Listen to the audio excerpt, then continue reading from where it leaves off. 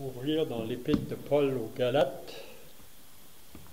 L'Épître de Paul aux Galates, au chapitre 2. Et on lit à partir du verset 11. Galates, chapitre 2, et le verset 11. Mais lorsque Céphas, ou on pourrait dire, mais lorsque Pierre, vint à Antioche, je lui résistai en face, parce qu'il était répréhensible. En effet, avant l'arrivée de quelques personnes de l'entourage de Jacques, il mangeait avec les païens. Et quand elles furent venues, il s'esquiva et se tint à l'écart par crainte des circoncis. Avec lui, les autres Juifs usèrent aussi de dissimulation, d'hypocrisie, en sorte que Barnabas même fut entraîné par leur hypocrisie. Voyant qu'il ne marchait pas droit selon la vérité de l'Évangile, je dis à Céphas en présence de tous, si toi qui es juif, tu vis à la manière des païens et non à la manière des juifs, pourquoi forces-tu les païens à judaïser? Nous sommes juifs de naissance. Paul, en parlant de lui-même, et Pierre, nous, on est juifs de naissance, et non pécheurs d'entre les païens. Néanmoins, sachant que ce n'est pas par les œuvres de la loi que l'homme est justifié, mais par la foi en Jésus-Christ. Nous aussi, nous avons cru en Jésus-Christ, afin d'être justifiés par la foi en Christ, et non par les œuvres de la loi, parce que personne ne sera justifié par les œuvres de la loi. Mais tandis que nous cherchons à être justifiés par Christ, si nous étions aussi nous-mêmes trouvés pécheurs, Christ serait-il un ministre du péché? Loin de là. Car si je rebâtis les choses que j'ai détruites, je me constitue moi-même un transgresseur, car c'est par la loi que je suis mort à la loi, afin de vivre pour Dieu. J'ai été crucifié avec Christ. Quand Paul dit « j'ai été crucifié », ça peut être appliqué à tous les enfants de Dieu. On peut tous dire la même chose. J'ai été crucifié avec Christ, et si je vis, ce n'est plus moi qui vis, c'est Christ qui vit en moi. Si je vis maintenant dans la chair, je vis dans la foi au Fils de Dieu qui m'a aimé et qui s'est livré lui-même pour moi. Je ne rejette pas la grâce de Dieu, car si la justice s'obtient par la loi, Christ est donc mort en vain. Ô Galates dépourvus de sens, qui vous a fasciné, ou qui vous a détourné, ou même il y a une version qui dit qui vous a ensorcelé, vous aux yeux de qui Jésus-Christ a été peint comme crucifié. Voici seulement ce que je veux apprendre de vous. Est-ce par les œuvres de la loi que vous avez reçu l'Esprit ou par la prédication de la foi? Êtes-vous tellement dépourvu de sens? Après avoir commencé par l'Esprit, voulez-vous maintenant finir par la chair? Avez-vous tant souffert en vain, si toutefois c'est en vain? Celui qui vous accorde l'Esprit et qui opère des miracles parmi vous, le fait-il donc par les œuvres de la loi ou par la prédication de la foi? Comme Abraham crut à Dieu et que cela lui fut imputé à justice, reconnaissez donc que ce sont ceux qui ont la foi qui sont fils d'Abraham. Aussi l'Écriture prévoyant que Dieu justifierait les païens par la foi a d'avance annoncé cette bonne nouvelle à Abraham. Toutes les nations seront bénies en toi, ainsi ceux qui croient sont bénis avec Abraham le croyant. Car tous ceux qui s'attachent aux œuvres de la loi sont sous la malédiction. Car il est écrit, maudit est quiconque n'observe pas tout ce qui est écrit dans le livre de la loi et ne le met pas en pratique. Et que nul ne soit justifié devant Dieu par la loi. Cela est évident, puisqu'il est dit, le juste vivra par la foi. Or, la loi ne procède pas de la foi, mais elle dit, celui qui mettra ces choses en pratique vivra par elles. Christ nous a rachetés de la malédiction de la loi, étant devenu malédiction pour nous. Car il est écrit, maudit est quiconque est pendu au bois, afin que la bénédiction d'Abraham ait pour les païens son accomplissement en Jésus-Christ et que nous recevions par la foi l'Esprit qui avait été promis. C'est tout ce qu'on va lire. Donc, on continue un peu sur le même sujet qu'on avait terminé la dernière fois. Donc, ce qu'on avait vu la dernière fois, c'est que Paul dit qu'il avait dû se rendre à Jérusalem 14 ans plus tard parce qu'il y avait un problème là qui s'avait élevé, si on peut dire, parmi les croyants. Puis c'était des personnes qui étaient venues parmi les chrétiens de la Galatie pour dire que on ne peut pas être sauvé seulement par la foi en l'œuvre de Christ. Il faut aussi être circoncis, puis il faut encore pratiquer les œuvres de la loi pour être sauvé. Donc, on avait bien compris que ça, c'est vraiment ajouté à l'Évangile que Paul prêchait. On pourrait dire c'est vraiment un autre évangile, c'est-à-dire que le moment qu'on dit Jésus et son œuvre plus, ça veut dire qu'on ajoute quelque chose de plus, c'est vraiment un autre évangile. Donc Paul a dû se rendre à Jérusalem, puis c'est là aussi qu'il a fait connaissance plus de Pierre et les autres apôtres, parce que la première fois qu'il avait été, il avait juste rencontré Pierre, puis là vraiment Paul a exposé devant les apôtres à Jérusalem quand que Dieu l'a sauvé, puis vraiment le message qu'il prêchait, puis c'est là qu'ils ont eu communion qui a pris place ensemble pour dire qu'ils annonçaient le même message. Pierre va aller vers les Juifs, lui, il ira vers les païens.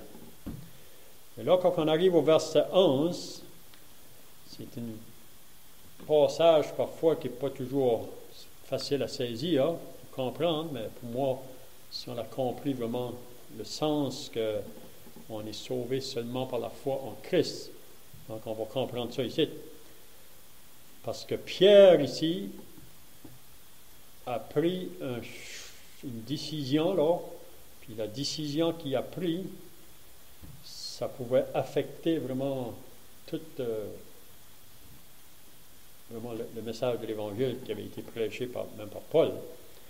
Donc, il dit au verset 11, « Mais lorsque Céphas, ou Pierre, vint à Antioche, Paul dit, je lui résistai en face. » Ça veut dire que Paul a dû résister à cette manière d'agir de Pierre, la manière que Pierre a agi là, parce que vraiment, Pierre, en étant un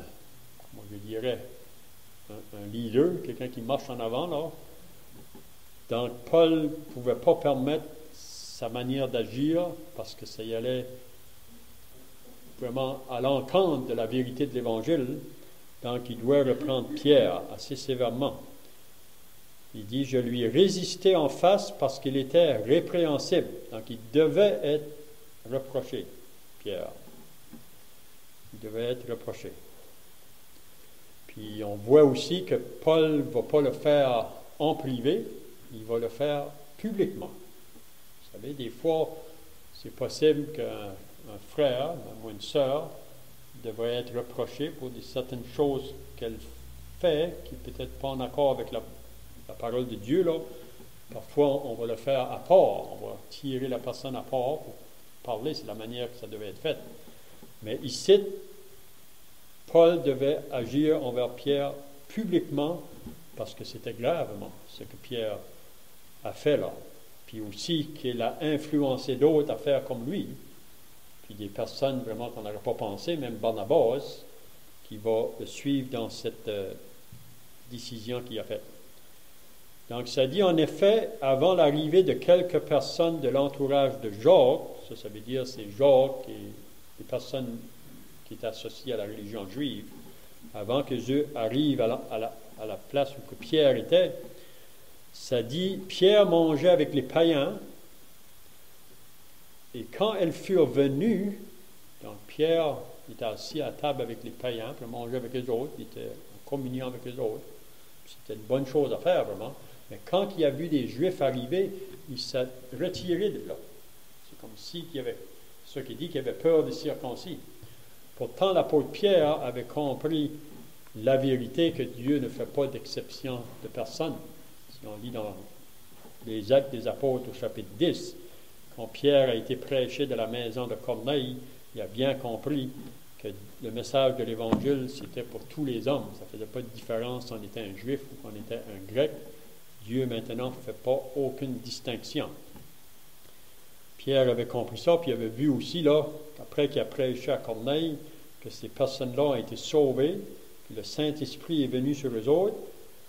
Puis on sait que par la suite, Pierre même avait été repris par les apôtres de Jérusalem. Mais ils ont bien compris que l'Évangile, c'est pour tous. Puis il y a juste une manière qu'on est sauvé. Il n'y a pas deux manières. Puis c'est par la foi en Christ seul. Oubliant la loi et les œuvres, ou la circoncision. Mais là, Pierre, ici, je ne sais pas quel exemple qu'on pourrait donner. C'est comme si nous autres, on dirait qu'il y aurait des personnes de la religion musulmane qui viendraient parmi nous autres, puis qui seraient sauvées. Ils ne seraient pas sauvés différents de nous. S'ils sont sauvés, c'est simplement par l'œuvre du Seigneur Jésus-Christ à la croix et rien d'autre. Ils ont compris que Jésus-Christ sur la croix, c'est lui qui a pourvu pour le pardon de nos péchés, puis ils ont placé leur foi, ils sont sauvés. Maintenant, ils fréquentent parmi nous. À un moment donné, peut-être qu'on est à un endroit, puis on est avec eux autres, mais là, d'autres chrétiens arrivent, puis là, on sort des autres, parce qu'on ne veut pas, je dirais, dire qu'on est avec eux. C'est vraiment ça que Pierre a fait ici. Il dit, il s'esquiva ce temps à l'écart par crainte des circoncis. Donc, quand il y a vu des Juifs arriver, lui qui est en train de manger avec les païens, il est sorti des autres pour ne pas être vu de ça. Mais là, ça dit, avec lui, les autres Juifs usèrent aussi d'hypocrisie, en sorte que Barnabas même fut entraîné par leur hypocrisie. Donc, même Barnabas a pris le même chemin que Pierre a pris. C'est grave. C'est pour dire que Pierre, parce qu'il était un homme, comme je dis, qui était comme toujours le premier à parler, à agir, on voit ça même après que Jésus est mort, si vous vous rappelez, là, Pierre, à un moment donné, dans Jean 21, il a décidé qu'il s'en allait à la pêche, de nouveau. Pourtant, Pierre le Seigneur lui avait dit qu'à partir qu'il a appelé, là, maintenant tu vas être un pêcheur d'hommes. Tu ne vas pas retourner à la pêche, Pierre. Tu vas être un pêcheur d'hommes maintenant. Mais après que Jésus est mort, probablement Pierre se demande qui est-ce qui va prendre soin de nous autres. Comment est-ce qu'on va manger? Si le Seigneur avait pris soin de lui pendant qu'il était avec lui, là, pendant son ministère, le Seigneur va s'occuper de Pierre aussi après, qui va être parti. Mais Pierre, à ce moment-là, c'est comme si il y a eu un certain doute. Puis si vous lisez dans Jean 21, Pierre ne prononce pas ça au Seigneur, il décide simplement de s'en aller à la pêche. Puis ça nous dit qu'ils ont traîné 7 avec lui, 16 autres. Ils sont partis à la pêche, puis ils vont pêcher toute la nuit sans rien prendre. Puis ça dit, sur le matin, il y avait quelqu'un qui était sur le rivage, un homme, un personnage. Eux, ils ne l'ont pas reconnu. C'était le Seigneur qui était là. Puis Jésus a dit, enfants, n'avez-vous rien à manger? Ils m'ont dit non. Puis là, le Seigneur a dit, jetez le filet à côté droite de la barque. Ils ont obéi, puis ils ont eu une grande pêche, puis c'est là que Jean a reconnu c'est le Seigneur. Quand Pierre a entendu c'est le Seigneur, ça dit qu'il s'est jeté dans la mer pour aller à la rencontre du Seigneur. Donc, c'est juste pour dire que Pierre avait une influence, puis chacun de nous autres, on a une influence. Chacun de nous autres. Comme chrétiens, on a une influence sur les autres. Mais je crois que ceux qui sont plus en avant du troupeau, leur influence va être plus forte s'ils font une mauvaise chose. Ils vont entraîner d'autres. Donc ici, c'est ça que Pierre a fait. Mais là, Paul a dû le reprendre sévèrement. Voyant qu'il ne marchait pas droit selon la vérité de l'Évangile, je dis à Céphas en présence de tous. Donc, il reprend Pierre publiquement. C'était pas pour mal faire, vraiment. C'était pas pour, comment je dirais, pour abaisser Pierre ou apporter de la honte sur Pierre, mais la manière que Pierre avait agi, ça attaquait vraiment le message de l'Évangile. Ça amenait une attaque sur la vérité de l'Évangile.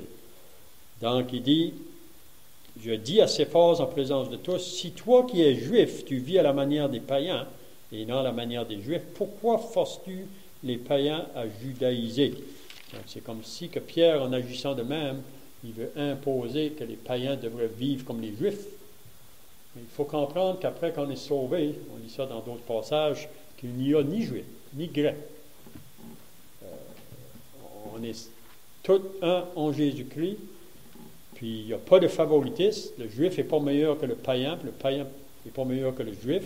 Le moment qu'on a été sauvé, on a mis notre foi dans le Seigneur Jésus-Christ, puis on est tous au même niveau. Il ne devait pas avoir des rangs à part, là. Donc, au verset 15, il dit, nous, en parlant à Pierre, nous sommes juifs de naissance, et non pécheurs d'entre les païens. Donc, vous savez que les Juifs ont toujours pensé qu'ils étaient un peu supérieurs, parce que Dieu s'avait révélé à ce peuple-là. C'est vrai qu'ils ont eu des privilèges beaucoup plus que les autres, mais ils n'étaient pas supérieurs aux autres hommes. Ils étaient aussi des pécheurs par nature. Donc, nous sommes Juifs de naissance et non pécheurs d'entre les païens. Peut-être qu'à la vue, ils ont des vies peut-être plus religieuses, plus propres à la vue des hommes, mais pour Dieu, ils n'étaient pas différents des païens. C'est ça que Paul fait comprendre dans Romains chapitre 3. Si vous lisez le Romains 3, il veut faire comprendre que tous ont péché. Ils sont privés de la gloire de Dieu. Pas d'importance d'où on vient, qui on est tous pécheurs par nature. Donc, il dit au verset 16, « Néanmoins, sachant que ce n'est pas par les œuvres de la loi que l'homme est justifié. » Donc, il faut bien comprendre. Si un homme va être justifié, ce n'est pas par les œuvres de la loi. Ce n'est pas parce que quelqu'un est circoncis qu'il va être justifié. Ils ont compris ça. Sachant que ce n'est pas par les œuvres de la loi que l'homme est justifié, mais par la foi en Jésus-Christ. Il n'y a rien d'autre. C'est ce que Paul veut faire comprendre. Nous aussi, nous avons cru en Jésus-Christ afin d'être justifiés par la foi en Christ et non par les œuvres de la loi. Donc, nous, les Juifs, c'est la même chose. Si on est justifié, c'est par la foi en Christ et son œuvre sur la croix seule. Rien à ajouter. Il dit, mais tandis que nous cherchons à être justifiés par Christ, si nous étions aussi nous-mêmes trouvés pécheurs, Christ serait-il le ministre du péché? Loin de là. Car si je rebâtis les choses que j'ai détruites, je me constitue moi-même un transgresseur. Car c'est par la loi que je suis mort à la loi, afin de vivre pour Dieu. Donc, c'est comme si que Pierre avait compris une certaine vérité, là, mais là, on dirait qu'il voulait revenir de nouveau sur ça. Quelque chose qui avait détruit, puis il veut recommencer de nouveau à bâtir là-dessus. Mais Paul veut faire comprendre, non. Donc là, il va dire au verset 20, j'ai été crucifié avec Christ. Donc, le jour qu'une personne est sauvée, on s'identifie à la mort de Christ. Puis maintenant, comme qu'on ne pouvait rien faire pour nous sauver nous autres-mêmes, c'est ça qu'on a compris, que l'œuvre de Christ, c'était le seul moyen par lequel je pouvais être sauvé. Je ne pouvais rien de moi. Mais c'est la même chose après qu'on est sauvé. Pour marcher la vie chrétienne, il faut comprendre que ce n'est pas par le moi. Vous savez, parce qu'après qu'on est sauvé, même Paul, on voit ça dans Romains 7, là, après qu'on est sauvé, on voudrait essayer de vivre la vie chrétienne, mais sur un principe de loi, de loi ou par nos propres forces. Mais il va dire, j'ai été crucifié avec Christ, et si je vis, ce n'est plus moi qui vis. Ça veut dire que ce n'est pas le moi. C'est pas le moi. Vous savez, un chrétien vit toujours sur la terre. On vit toujours dans un corps de chair. C'est ce qu'il dit là. J'ai été crucifié avec Christ et si je vis, ce n'est plus moi qui vis, c'est Christ qui vit en moi. Si je vis maintenant dans la chair, comme je dis, je vis toujours dans un corps de chair, mais je vis dans la foi au Fils de Dieu qui m'a aimé et qui s'est livré lui-même pour moi. Donc, c'est une marche par la foi. Sauvé par la foi pour vivre par la foi. Comme qu'on ne pouvait pas se sauver nous-mêmes, pour être sauvé, il fallait mettre notre foi dans l'œuvre de Christ. La même chose, je ne peux pas marcher ma vie chrétienne par moi-même. C'est seulement par une marche de foi en s'abandonnant à Christ. Je ne rejette pas la grâce de Dieu, car si la justice s'obtient par la loi, Christ est donc mort en vain. C'est ça que Paul fait comprendre encore. La justice ne s'obtient pas par la loi, c'est ça, par la foi. C'est le moment qu'on dit qu'il faut d'autres choses à l'œuvre de Christ pour le salut. Ça veut dire que Christ est mort en vain. Ça veut dire que Christ n'a pas assez fait. Il faut ajouter à cette œuvre-là. Donc, c'est ça que Paul veut faire comprendre. Donc, c'est bien de regarder ça vous-même. C'est des passages qui ne sont pas toujours faciles à amener la pensée, mais je crois qu'on peut voir. Donc, au chapitre 3, il va continuer encore. Je vois que le temps est passé, donc on n'ira pas plus loin. C'est que juste au chapitre 3, là, il reprend de nouveau les Galaties parce qu'ils se sont laissés ensorceler, détourner de ce qu'ils avaient compris le jour qu'ils ont été sauvés. Mais là, ils ont été dérangés, troublés, même qu'ils sont arrêtés dans la course. Là, Paul veut nous expliquer ça. Donc, c'est tout ce que je veux dire. Donc, on va terminer par la prière. Notre Dieu et notre Père, nous voulons encore nous arrêter pour venir devant ta présence et te remercier surtout pour ta parole qui nous éclaire sur les vérités en ce qui concerne le salut en Christ. Parce qu'on sait, notre Dieu, que nous vivons dans un monde qui est bien confus pour ce qui concerne le salut de l'âme.